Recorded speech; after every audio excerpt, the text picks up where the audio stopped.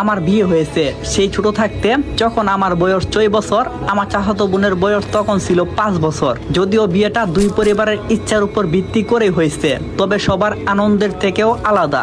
কারণটা হচ্ছে আমার দাদা, আমার আব্বু আর চাচা দুইজন যেন দুই গ্রহের মানুষ। আব্বু চাচাকে দেখতে পারে না, আর চাচা আব্বুকে দেখতে পারে না।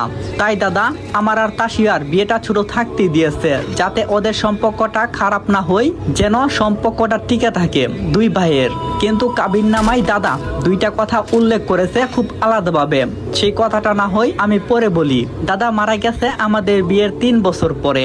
আর তখনই চাচা আমার কাছ থেকে তাসিবাকে নিয়ে যাই, অনেক দূরে চলে যাই পরিবার সহ।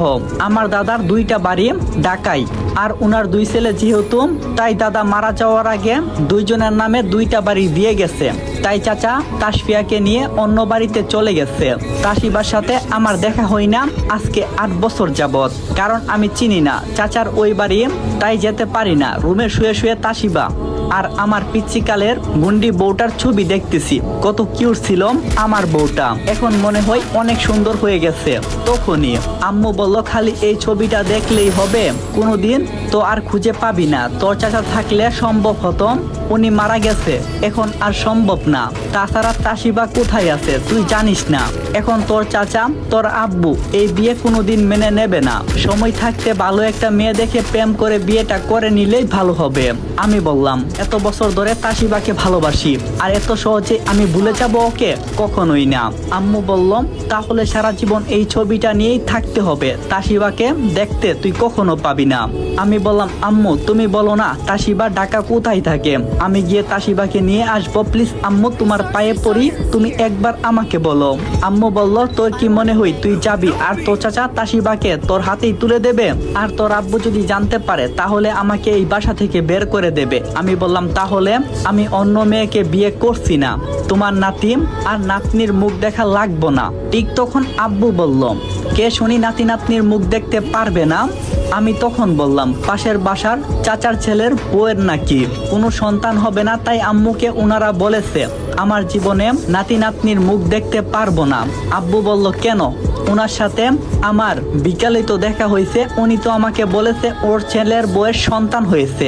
আমি বললাম, ওনার নয়, অন্য বাড়ির। ঠিক তখন আমি কথা ঘুরানোর জন্য বললাম, আম্মু আমার খিদা লাগছে, আমাকে খাবার দাও। আব্বুর কথা শুনলে মনে হয় আমাকে জন্ম দিয়ে একেবারে আমার জীবনটা কিনে নিয়েছে। খানা খেয়ে মনটা খারাপ করে রুমে এসে ভাবছি আমার ময়না পাখিকে দেখতে পারবো না, আর কবেই বা পাবো উপরালাই ভালো জানে।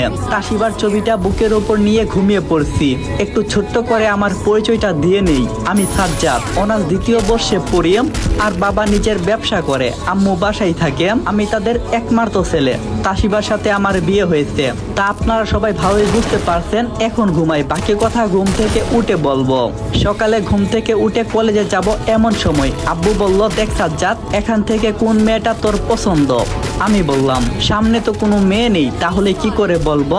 আব্বু বলল, গাদা, সামনে নয়, এই ছবিগুলো দেখে বল। আমি বললাম, আপনি আবার বিয়ে করবেন? আম্মু দেখে যাও, তোমার সতীন আনার জন্য ব্যবস্থা করতেছে। আব্বু বলল, হারামজাদা, আমার জন্য না তোর জন্য। এখান থেকে দেখ কোন মেয়েটা তোর পছন্দ, আমাকে বলবি, আমি তোর বিয়েটা করিয়ে দেব। আমি বললাম, আমার তো বিয়ে হয়েছে, তাহলে আমি কেন বিয়ে করব? আমার বউ আছে, আমি তাসিবাকে ছাড়া অন্য কাউকে বিয়ে করব না। এক নিঃশ্বাসে কথাটা বলেছি। আব্বু আমার কথা শুনে আমার দিকে রাগি চোখে তাকিয়ে আছে। আব্বু বলল, ওই মেয়েকে আমি তোর জন্য কি ওর মেয়েকে এখানে বসিয়ে রাখবো নাকি? ওই মেয়েকে এই বাড়িতে আমি জীবনও তুলবো না। ওই মেয়ের পরিবর্তনে তুই যদি রাস্তার ফকির নিয়ে একটা মেয়েকে বিয়ে করিস, তাহলে আমি তাকে মেনে নেব। তখন সাজ্জাদ বলল, তাহলে অন্য কোনো মেয়েকে বিয়ে করবই না। আমার ওর সাথে ডিভোর্স হয়নি, তাহলে অন্য মেয়েকে কি করে বিয়ে করব? আব্বু বলল, আরে দূর, ওই বিয়ে কেউ মনে রাখিনি, আর ডিভোর্স তো দূরের কথা। একটা কাজ কর, এখান থেকে একটা মেয়ে তুই সিলেক্ট কর, কাকে পছন্দ হয় আমাকে জানিয়ে দিবি আজ রাতের মধ্যে। সাজ্জাদ বলল, বিয়ে করলে আমি পরে করব, এখন আমার বিয়ে করতে ইচ্ছে করছে না বলে ছবিগুলো দেখে চলে আসতেছি। আর আব্বু চেঁচামেচি করতেছে, আমি শুনেও না শোনার ভান করে চলে আসছি। কলেজের সামনে গেছি, ঠিক তখনই দেখি অনেকগুলো লোক একসাথে জড়ো হয়েছে আমার কাছে।